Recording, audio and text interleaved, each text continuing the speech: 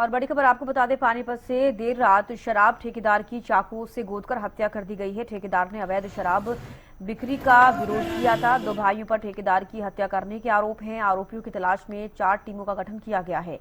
जल्द ही आरोपियों को गिरफ्तार कर लिया जाएगा। डीएसपी की तरफ से ये बयान सामने आया। पानीपत से खबर आपको बता रहे हैं, देर रात शराब ठेकेदार की चाकू से गोदकर हत्या कर दी गई है। ठेकेदार ने अवैध शराब बिक्री का विरोध किया और दो भाइयों पर ठेकेदार की हत्या करने के आरोप लगे हैं।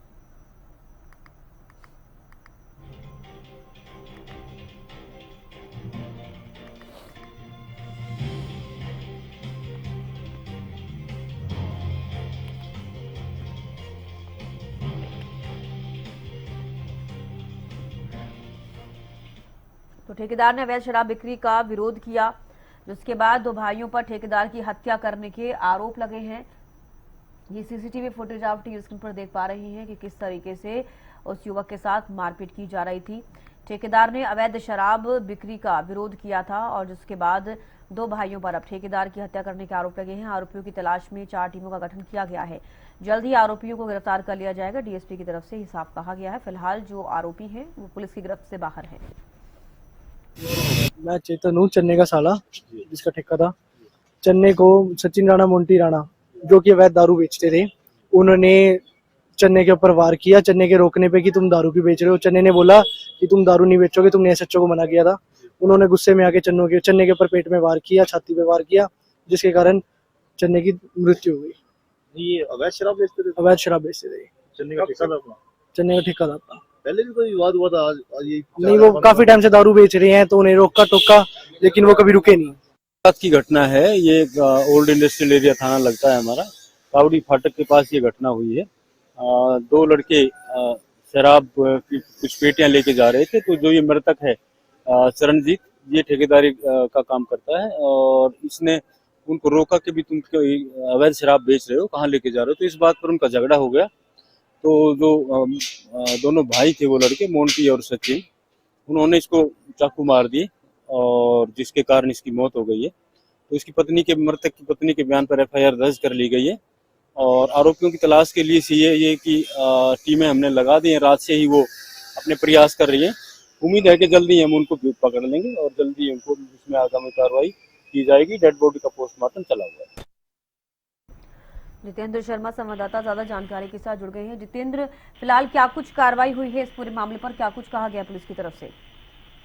पुलिस का देखिए, जिस तरीके का ये मामला सामने आया है, औद्योगिक थाना क्षेत्र के अंतर्गत का मामला है और सबसे बड़ी बात ये है, जो चरणजीत है वो खुद ठेकेदार था और अवैध शराब के कारोबारियों से इसकी कई बार झड़प भी बताते हैं कि कई बार झड़प भी हुई है। लेकिन जिस तरीके से अवैध शराब का कारोबार चल रहा था उसको लेकर जो है इसकी टालमटोल यानी कि रोकना भी हुआ और देर शाम जो है ये बताते हैं कि धमकी देते हुए वो लोग आए और उसके बाद जो है मनमुटाव होता है और मनमुटाव होने के बाद जो है इस पर ताबड़तोड़ चप्पों से हमला किया जाता है, जिसके बाद इसको पानीपत के सामान्य हॉस्पिटल में ले जाया गया, जहां पर इलाज के दौरान इसकी मृत्यु हो गई। लेकिन पूरे मामले को लेकर जहां पुलिस ने जो है अब डीएसपी सतीश वत्स ने कहा है कि इस पूरे मामले को लेकर लगातार सीआईए की भी कई टीमें लगी हैं और जो आरोपी हैं अभी तक पुलिस की गिरफ्त से बाहर हैं, उनको जल्दी ही गिरफ्तार कर लिया जाएगा। लेकिन एक तरफ जो है जो शराब के कारोबारी हैं उनके अंदर भी रोष है। उनका यही कहना है कि इस तरीके की अवैध कारोबार जो हो रहा है उसको किसी ना किसी तरीके से रोका जाए, ताकि जो ठेकेदार हैं उनके टेंडर भी बहुत हैवी लगते हैं। तो इसको लेकर भी रोष है। अब देखना यह है कि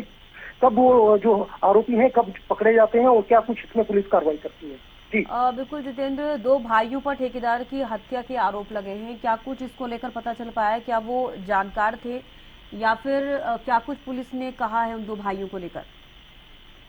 देखिए, जो इस मामले में दो आरोपी बताए जा रहे हैं उनका जो है अवैध शराब से काफी समय से वो रहा है कि चाहे कोई भी कॉलोनी हो तो उनके अवैध शराब जो है ले जाना बेचना इस तरीके का रहता था। तो तमाम ठेकेदारों से भी उनके कई झगड़े हुए हैं। तो इस मामले को लेकर अभी तक फिलहाल जो है उनके खिलाफ और कोई ऐसा मामला नहीं आया। लेकिन इस पूरे मामले को लेकर जो परिजन है वो एसपी से भी मिले थे और एसपी ने इस पूरे मामले को लेकर आश्वासन दिया था कि शाम तक उन लोगों की गिरफ्तारी हो जाएगी। लेकिन परिजनों ने एक चीज और कही है कि दो के साथ एक और आदमी था जो जिसको अभी फिलहाल जो है उसका नाम नहीं आया। तो कहीं ना कहीं परिजन और एसपी से जो मुलाकात हुई है उसमें ये देखना ये है कि क्या तीसरे आरोपी को भी पुलिस जो है वो गिरफ्तार करती है। फिलहाल जो है इसके लिए डीएसपी की निगरानी में सीआईए की कई टीमें बना दी गई हैं और जांच कर रही हैं और दबिश दे रही हैं ताकि उन आरोपियों को गिरफ्तार किया जा सके। जी 24 तक। चलिए, बेहद शुक्रिया जितेंद्र जुड़ने के लिए, तमाम जानकारी देने के लिए।